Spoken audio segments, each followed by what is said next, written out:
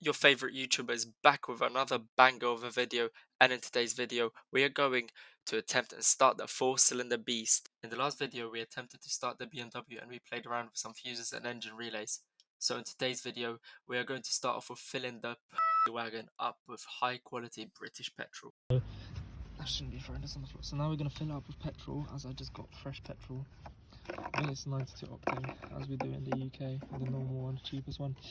BMW doesn't need any more, anything more expensive than that.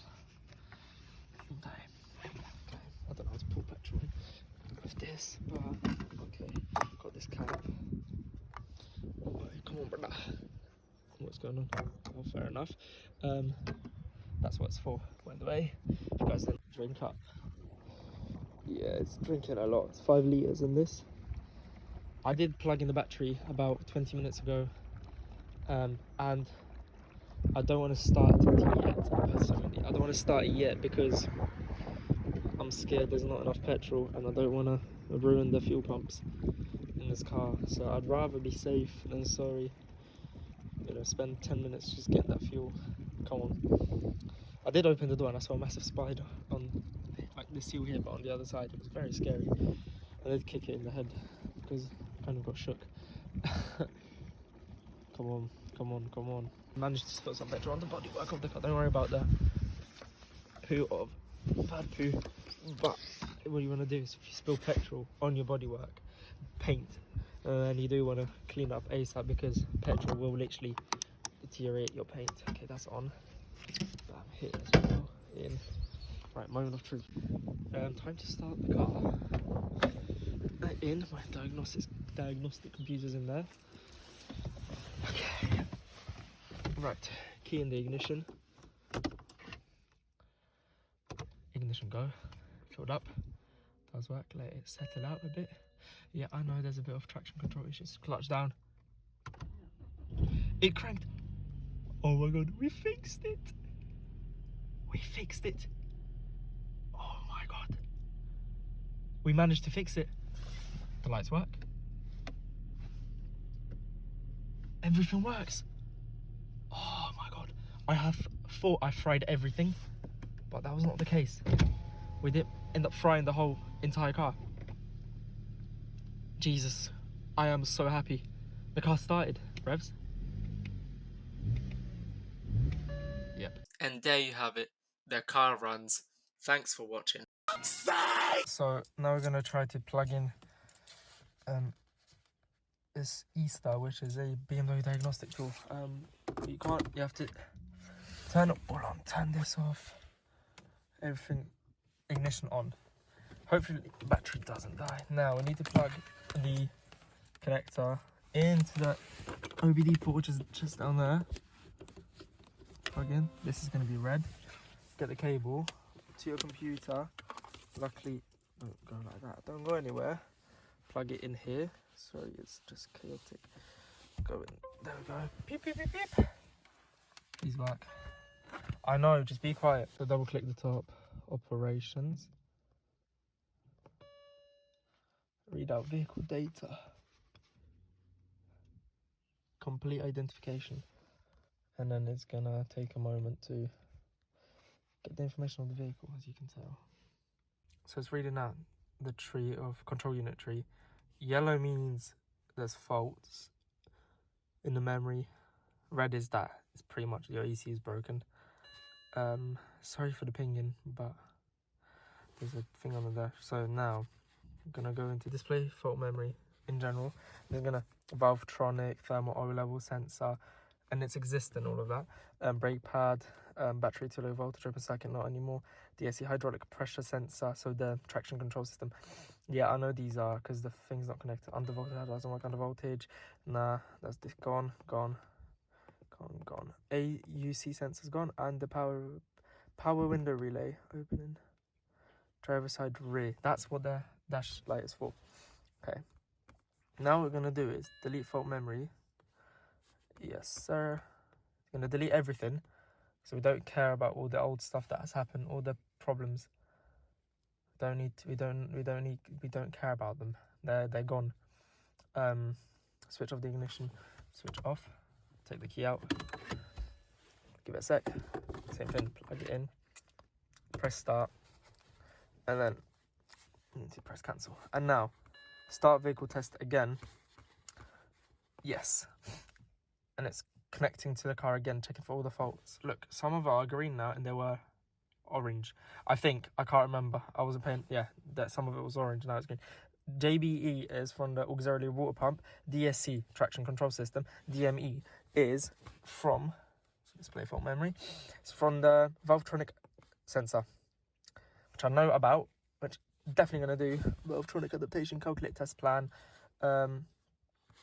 Valvetronic servo motor, display.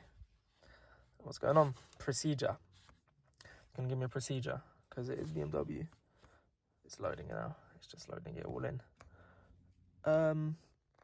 Yeah, so it's going to load it in and it's going to give me a procedure to do the, as I was explaining earlier, yeah, put DME control unit, current for applicable. Steps not yet taught in, which means the Valvetronic motor, servo motor, is not taught in, but I think that's because it's broken, so press continue. Perform stops teaching technique. The corresponding test modules are adopted automatically in the testing schedule. Continue again. Check lines, check actuator motor. We're going to select check actuator motor, continue. I'm going to press yes because I've checked it earlier. Yes. Bam. Set points were reached, actuator. The set points were reached, actuators. Okay, continue. So we're going to press that, continue that. We don't need to know that. End test module. Press 4. Continue. Yeah, continue again. And yeah. So Valvetronic is limit positions now. Display. Upper and lower. Servo motor. Sorry for the blur. Yeah, it's going to go through all this shenanigans. However, yeah, each time I work has been on the Valvetronic system limit position now adjusting. Yeah. Press continue. Let's see if it adjusts. It's loading. Oh. Learn limit position successfully learned. Continue. Service function finished. Continue. Okay. So I guess I fixed the Valvetronic as well.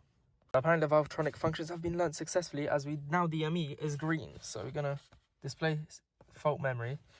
So now we only got the AUC sensor, which is part of the JBE, which is it's a sensor which is responsible for the climate control, hydraulic pressure sensor and brake pads, and mechanically that's all done.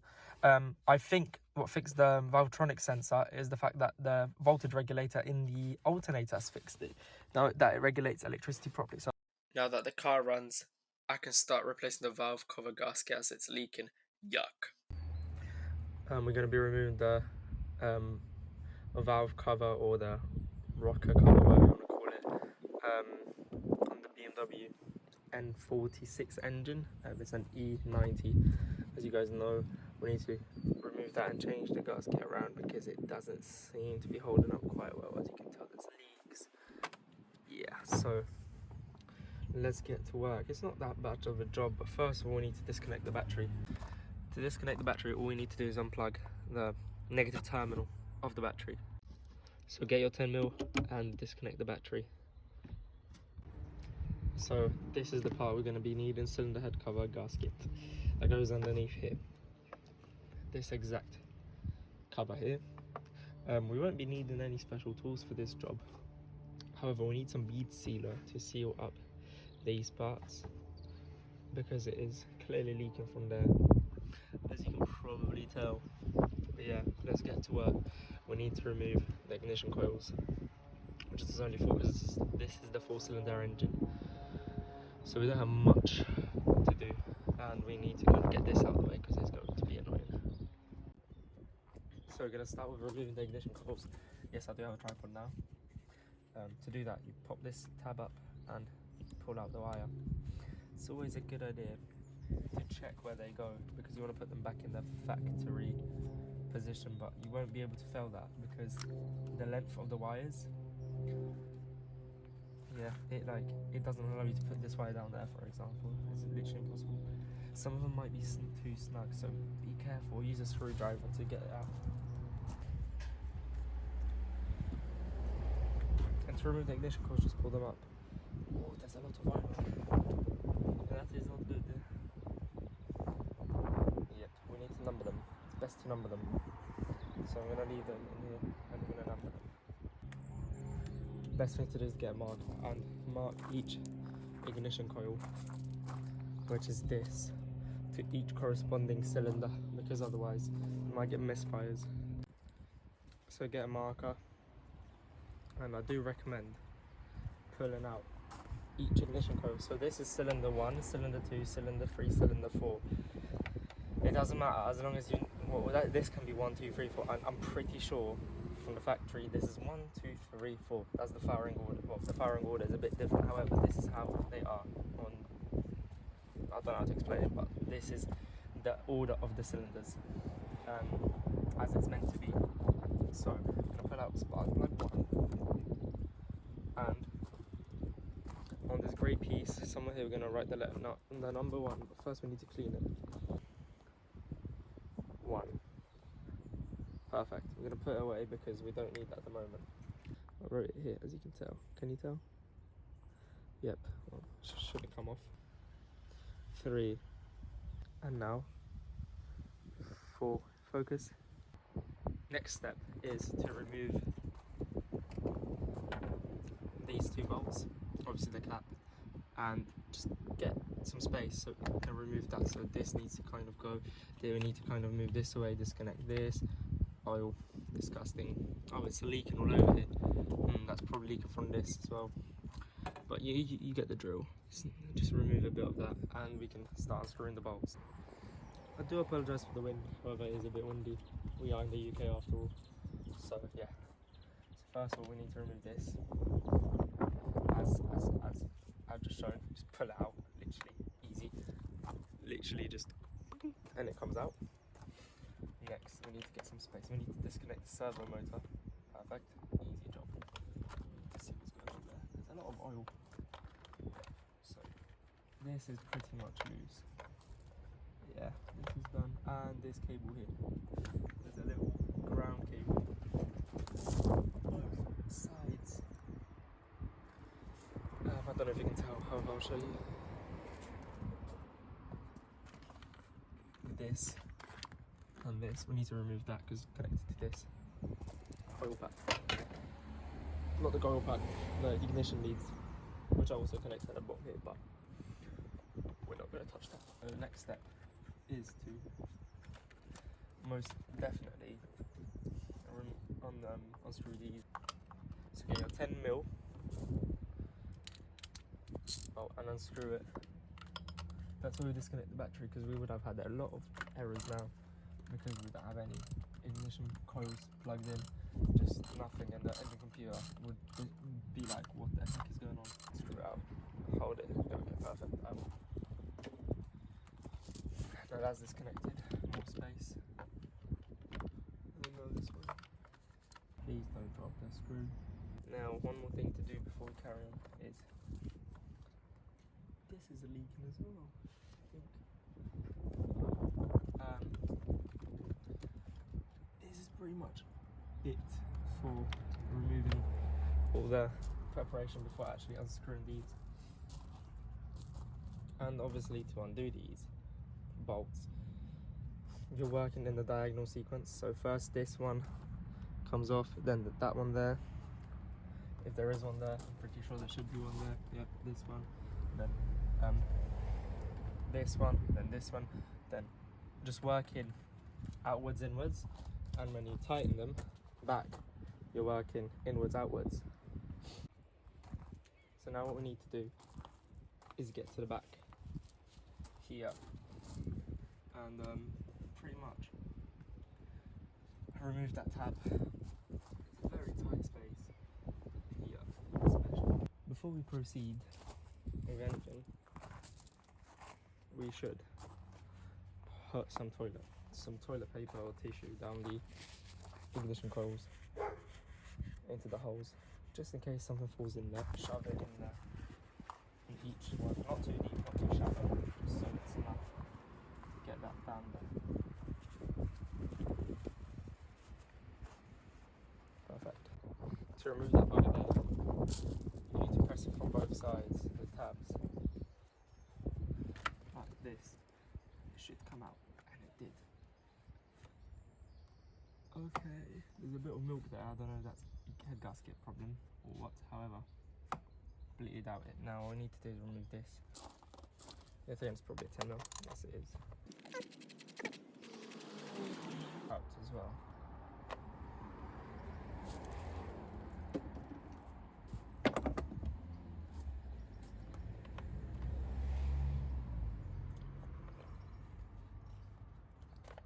Now it just pulls off easily. This is the gasket for it. Yes, it has been damaged, so I need to put some bead sealer on it.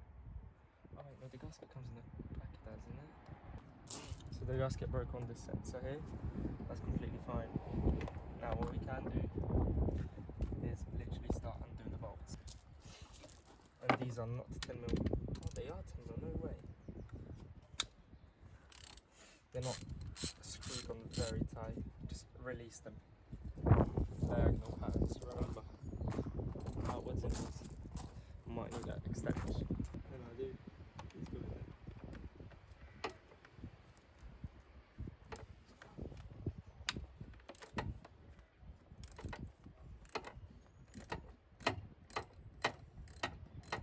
It's done. Now we can go with that one there. Which surprisingly we won't have access to the angle bender like this thing here. I don't know what it's actually called. I'm not sure. Can't help you with that. Hopefully it does fit, because that would be we will have an oopsie issue to get there. We might have an issue.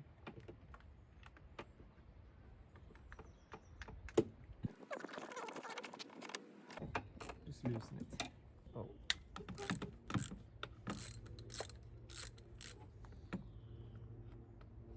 Now move it in. Which is literally right here. Ah, there we go. Just break the bolts, like, not actually break them, but, you know what I mean? Just break them loose. They're torqued to like 10 newton meters, something like that. They don't put a lot of resistance against them, so you shouldn't have any issues on doing them. Done. There we go. Perfect. Now we move on to these ones. Crisscross patterns. Now what we can do is start again, same pattern, just keep the crisscross pattern, but start off from there, undo these, done pretty much. Then we can remove the cover. Well, now we can just undo them like that. That's what the bolts. That's what the bolts look like. They're really weird, with a sealant kind of thing to get that one there. However, I won't just take this off, use this, and yeah, we'll get to the point like that. I need to go around this tube here. Can I just shove my hand in there and see? No, I can't. I cannot do that. Another screw out bolt, or whatever you want to call it. So we've got the hoover now. At least we need to hoover up all those disgusting just all of that across, so it doesn't fall into the literally into the end. We don't want that because it is going to be very tough to get out. So with the hoover out, we just need to plug it in and we're ready to suck up all the dirt and debris. First of all, get rid of all the big parts like this. We don't need that. It gets sucked up by the hoover. Just remove that. What I like about E90s is that it has this little tray. See, this is a little tray. Just literally empty it out. Hit it a couple times. See, clean. Literally easy. I do recommend cleaning the remaining stuff around it though, because your car will get flooded, because water will have nowhere to escape and it will just literally go inside the cabin. So let's get cleaning.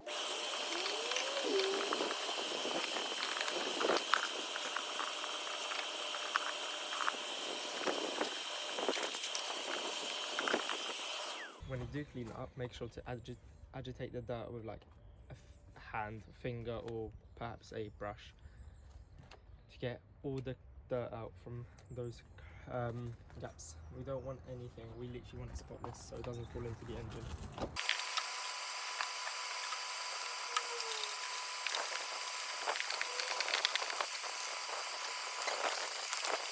Now the entire engine is nice and clean, as you can probably tell. No more debris anywhere. All nice and tidy and clean. So we can carry on with unscrewing the bolts. Another bolt.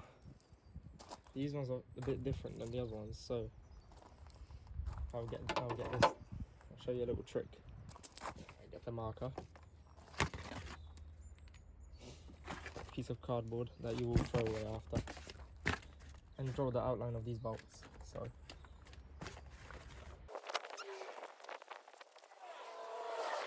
So draw the outline of this there, because we've got a bolt here, bolt here, bolt here, bolt here, and bolt here. Poke these bolts through here. Now you'll know where they go back exactly after you remove them. Nice little trick. So this bolt literally is right here. Quite literally. If it's not coming through, you might need to get a little knife, but it should go through like that. Perfect. Repeat the steps for every other bolt. This is what it looks like. Yep. So all we need to do now is we can lift this up with a bit of force, obviously, around the edges. Make sure nothing is in the... Oh, we've got one more bolt here. My bad. Why haven't I done that bolt? Okay, lift it up perfectly. Ooh, interesting. Try under all circumstances not to get any dirt and debris in there. This one looks good. So my camera did not record me removing and wrestling with the cover for some reason, probably for the best. But I did unscrew this with this stabilizer with a special E10 bolt that helped me lift it up and remove it. We got a piece of gaskets around these half moon shapes, which we do need to remove from both front and the back. Yeah, so that's another job to do before we proceed with putting everything back together. So the covers are looking like this. Most of you would think that's coolant. However, this is what happens when the engine is not being run for a while, such as on an auction car, and it does that to the vehicle. As you would say in America, the hood. We do need to shut the bonnet though, because remove everything from underneath, because I don't want any dirt or debris going in there. So just slowly. That's it. Nothing will go in now. Yeah, so this is a closer look at the cams. Do look amazing everywhere. We need to take some bead sealer off there as well. Yes, this is it. So obviously, because it's a BMW, it has Valvetronics, which is Vanos, variable valve timing system. So higher RPMs, more pressure, oil pressure builds up. You know, cams get put into a different profile, more power. It's like VTEC, but for BMW. VTEC is probably one of the most popular and the most reliable. When do you ever find a reliable BMW now? Come on. But yeah, chain. I don't know which was the intake, which was the exhaust. I'm pretty sure this one's the intake. Yes, intake exhaust side, as you can tell. My bad, I'm silly. Vanos, sorry, Valvetronic motor, servo motor, which is responsible for the minimum maximum lift. That's what I was talking about. I thought this is broken, but it does seem to be working. It goes around like that. Cams. This is the Valvetronic cam profile. I'm probably going to end up pressure washing it because this oil is, yeah, just clean everything up.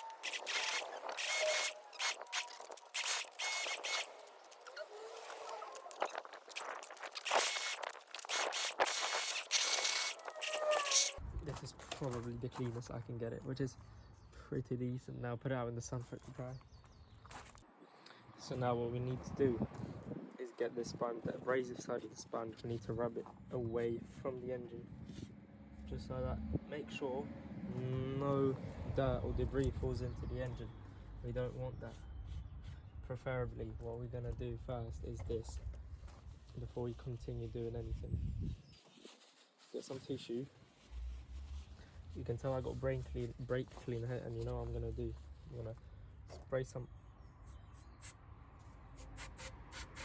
spray some here. That's not really working well. And then just wipe it all out, well, all the tissue. Spray some very cleaner on the tissue. Just wipe the area down because we don't want dirty area. There we go. See, dirty. It's not nice. It's yucky. Use the Hoover, scrub it. Pulls the Hoover.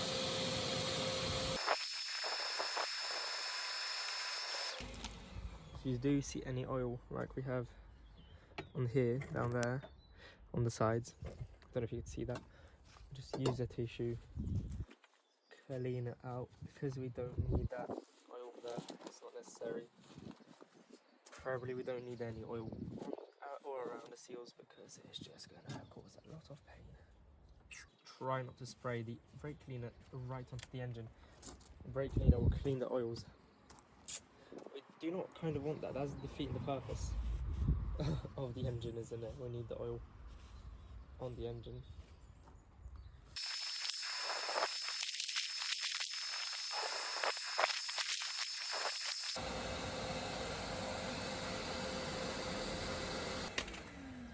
With that done, all we need to do is apply beads of the sealant. Here it's called liquid gasket. Here, it's all clean now, it's smooth. Here. Time for some liquid gasket bead seal, or whatever you want to call it, around those half moon shapes. So what you want to do is take it like this, squeeze a bit out, make sure you don't have any dry one. What I'll do is get a tissue and wipe the dry stuff away. So now, thin layer of bead sealer. So grab some on your finger.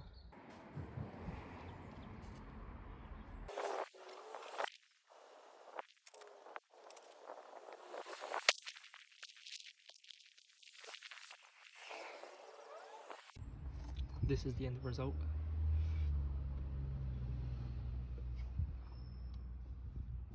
So what you need to do now is get some oil, put it on your finger, and spread the oil around the seal, the entire gasket, except where the bead sealer is, because that's not gonna allow the bead sealer to stick to the gasket. Yes, a casual gunshot. As you can see in this clip here, I get zip ties and I zip tie the gasket to the valve cover, which makes the gasket not slide around when you try to put it back into place, so it won't fall down. Zip tie it properly, nice and firm, and you're pretty much good to go. So I had to zip tie everything, as you can tell, so that gasket gets, like, it's held down, but I can't get it on because it's such a little amount of space here to work with.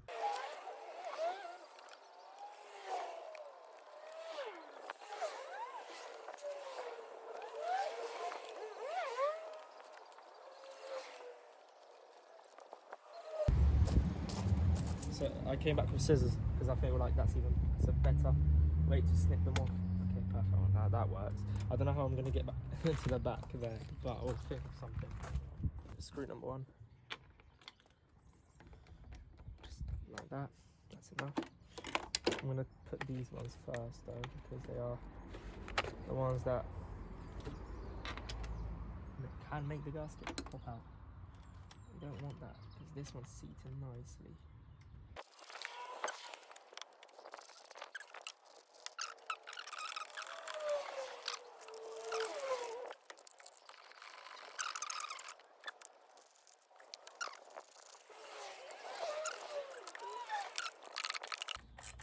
Yeah, so we started from inwards outwards, and the opposite sequences outwards inwards. When you unbolt it, it's always the opposite because you're doing the opposite.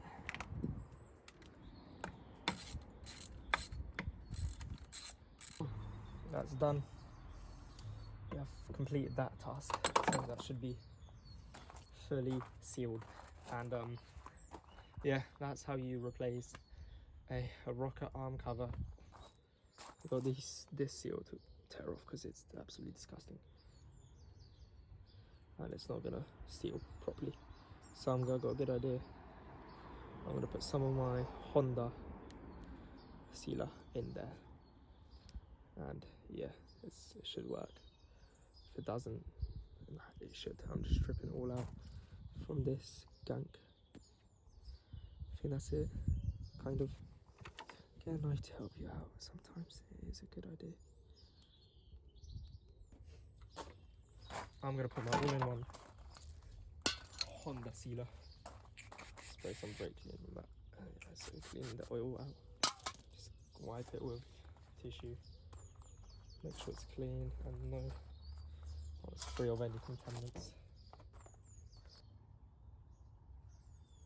Yeah, just apply some. Stay still. It's okay if you apply a bit too much. Yeah, that's how you seal that. Perfect.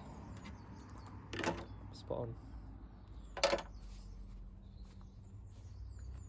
However, I'm going to be a bit smart about it because I don't want there to be a leak. Surprisingly.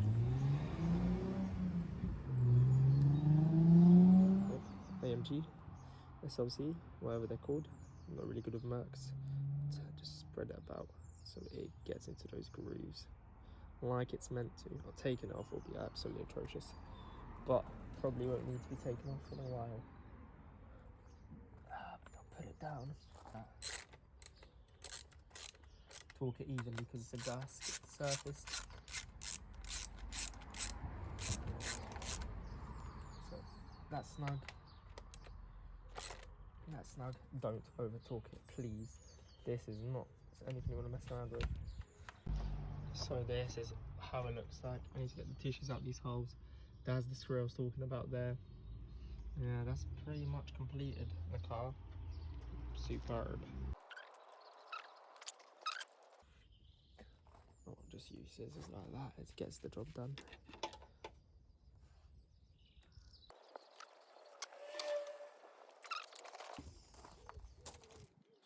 We got OEM completely OEM. Yeah, just no comment. Put them back in. It's a side pop. Sitting in there. So what's next? You're probably wondering what's next. We're plugging everything back in, obviously. We'll probably start with that strut stabilizer because it is just laying like that.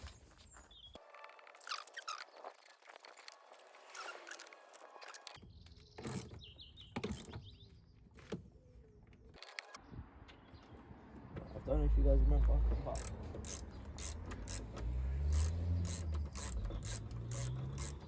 this was in there, proper sturdy.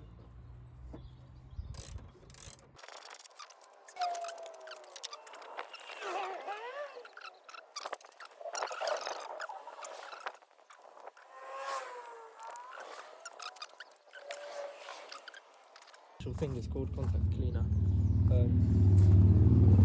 It's for electrics, so get that, spray in there. Spray in there. It gets rid of all the grease from the contacts. Spray on that. Spray on that. In there. Yeah, that's for electric contacts, so nothing to worry about here.